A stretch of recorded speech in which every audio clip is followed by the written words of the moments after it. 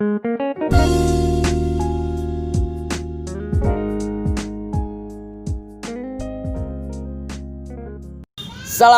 warahmatullahi wabarakatuh. Halo semuanya, selamat datang di channel lainnya, di channel mamprang.id.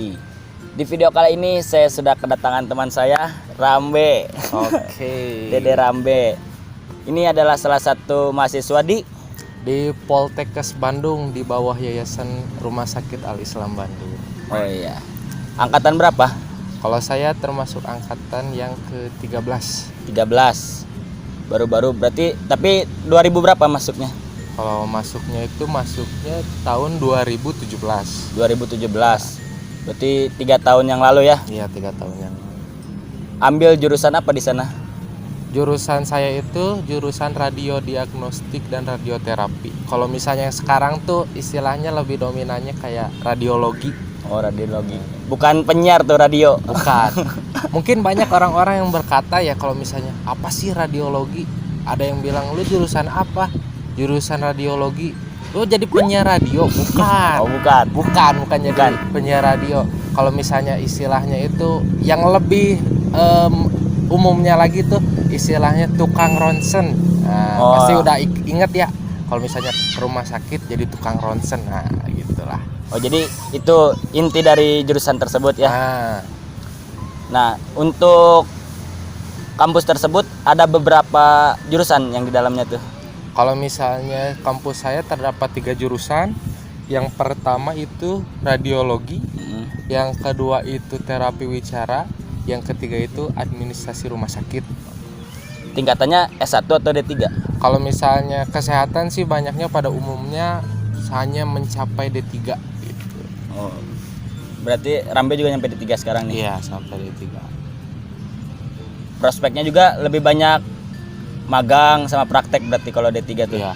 Istilahnya kan kalau misalnya kita berpikir D3 itu kan istilahnya cara atau jenjang perkuliahan yang istilahnya menjuruskan mahasiswanya untuk menjadi pekerja.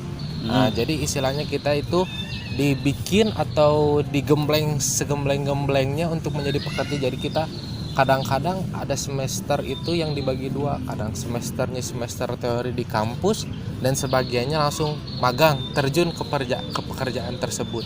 Jadi istilahnya kita tuh gak jadi kaku setelah kita udah lulus, kita nggak tahu apa yang dikerjakan kan biasanya jurusan lain. Itu. Tapi kalau D3 biasanya langsung pada saat pembelajarannya saja sudah diadakan magang. Jadi kita istilahnya kalau keterjun ke lapangan lebih terdidik atau lebih siap untuk menjadi pekerja gitu. Jadi selesai kuliah tuh udah pasti dapat kerja apa, terus kemana kerjanya kayak gitu ya?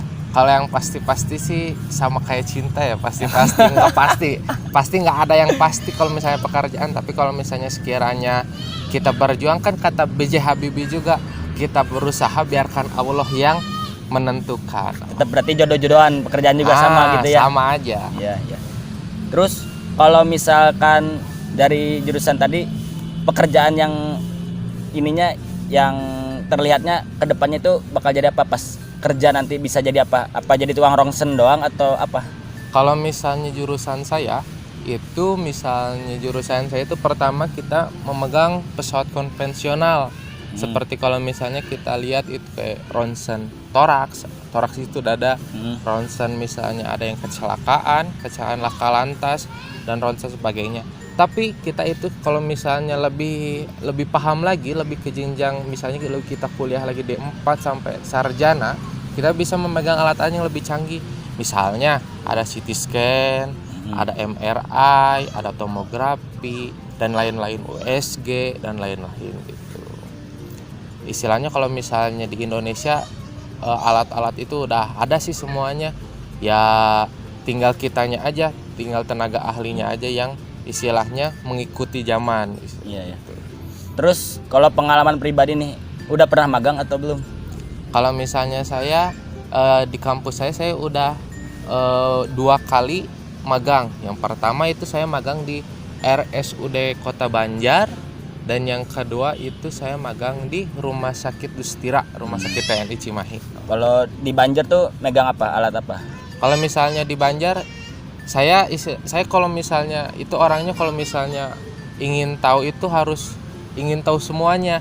Jadi saya alhamdulillah saya sudah megang pesawat konvensional, CT scan, baru panoramik.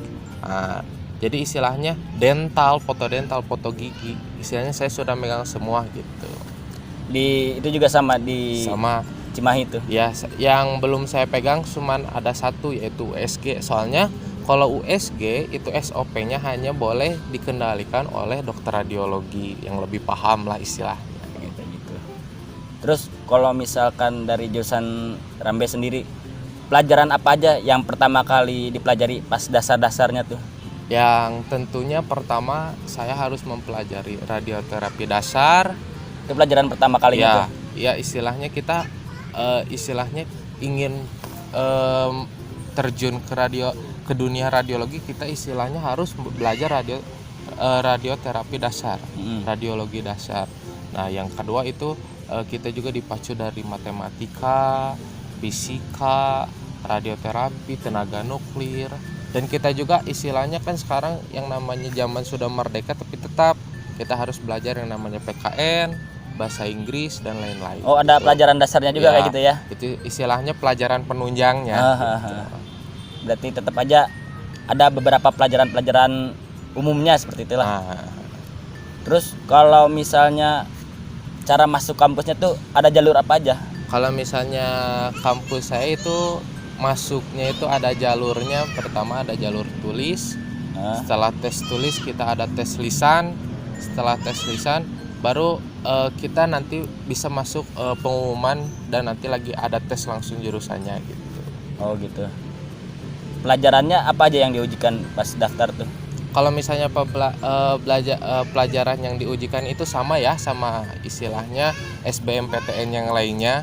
Pelajaran umum dan istilahnya, tapi kita ada tambahannya, yaitu tambahan dari istilahnya dari jurusan sainteknya. Jadi kita ada ujian IPA-nya, jadi biologi, kimia, fisikanya, ada tambahannya matematika gitu. Jadi gitu. Terus untuk biayanya nih, pertama kali daftar tuh berapa biayanya? Untuk biayanya sih istilahnya bukannya sombong ya. Nah, pertama kali masuk nih. Pertama kali masuk tuh kita ada biaya pendaftarannya itu sebesar 10 juta. Itu biaya pembangunannya. Mantap. Dan biaya semesternya itu kita ada biayanya, kalau misalnya semester sekarang saya lihat kemarin itu ada 7.900.000 per semester. 7.900.000? Ya. Lumayan mahal ya.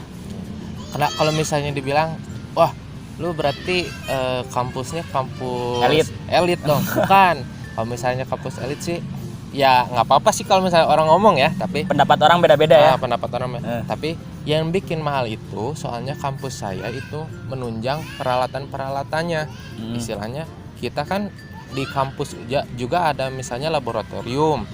Kita harus membeli yang namanya pesawat konvensional radiologi, baru pesawat panoramik dental, dan istilahnya Phantom.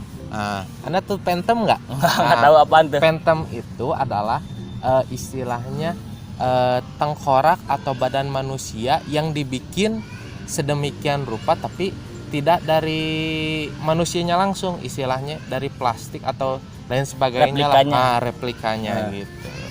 Nah itu kan istilahnya kita harus membeli alat-alat penunjang tersebut kan memakai uang yang cukup besar, makanya mahasiswanya pun membayar semesternya agak tinggi gitu. Jadi kalau dipikir-pikir hampir sama kayak kedokteran ya. Kalau dokter kan beli mayat untuk belajar kedalamannya. Kalau ini lebih banyak beli keperalatannya seperti itu. Istilahnya ginilah 10 tingkat di bawahnya gitu. Masih lumayan jauh ya. Ya masih lumayan jauh.